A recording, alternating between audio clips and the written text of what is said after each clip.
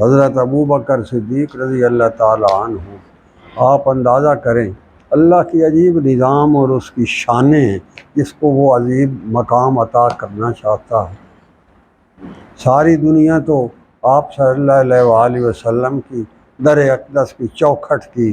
جو ہے وہ زیارت کو مرتی ہے، اور ایک وقت ایسا آیا کہ آپ صلی اللہ علیہ وسلم کو بھی اللہ نے جا کر ابو بکر صدیق کے دروازے پر کھڑا کر دیا۔ سبحان اللہ، کیا بات! وہ آپ انتظار میں بیٹھے ہوئے تھے رات کے وقت، آئیں تو ہم چلے۔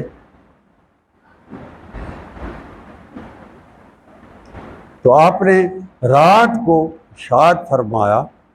اور عجیب یہاں ساری جو فیضان محمدی کی جو شان اور عظمت ہے وہ یہاں آ کر سامنے آتی ہے۔ آپ نے سارے انتظام کر رکھے،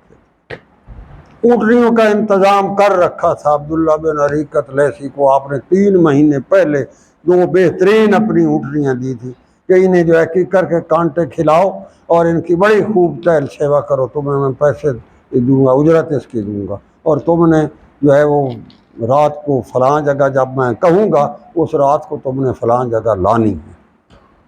اب آپ صلی اللہ علیہ وآلہ وسلم کو تو اللہ کی طرف سے جبرائیل امین نے آ کر بتایا،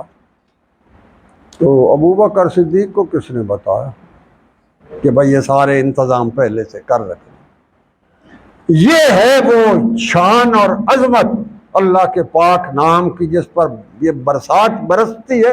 اور پھر اس کے ساتھ جس کو وہ ساتھ اس رنگ میں رنگنا چاہتا ہے اس کو بھی وہ اتنا کچھ عطا کر دیتا ہے کہ ادھر سے وحی کے ذریعے پتہ ہوتا ہے، ادھر سے قلب اطہر محمد رسول اللہ صدیق اکبر رضی اللہ عنہ کو بھی نشر کر دیتا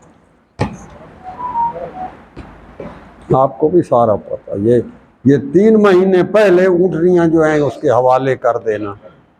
حضرت اسماء بنت ابی بکر کو فرما دینا کہ آپ نے جب ہم گزریں گے تو رات کو آپ نے فلاں جگہ کھڑے ہونا ہے، اور ہمارے لیے جو ہے وہ توشہ کوئی کھانے پینے کی چیزیں تھیلی میں لے آنا، خشک میوہ ٹائپ کوئی چیزیں، اس دور میں کوئی انجیر ہے یا کوئی اس طرح کی چیزیں جو آپ، اور یہ بھی آپ کے ذہن میں تھا کہ جب آپ ہم وہاں رہیں گے تو رات کو کچھ کھائیں۔ عامر بن فہرہ جو آپ کے ساتھ تھے، اپنے ایک غلام کو آپ نے بتایا کہ یہ کرو کہ رات کو جو ہے نا تم ہمارے لیے وہاں آیا کرو، ریوڑ لایا کرو، ہم دودھ پی لیا کریں گے اپنے وہاں پہاڑ پر غار ثور میں کے بعد۔ تو حضرت اسماء بنت ابی بکر رضی اللہ تعالیٰ عنہ جو ہیں وہ ہمارے لیے توشہ لایا کریں گی استعمال کرنے کا،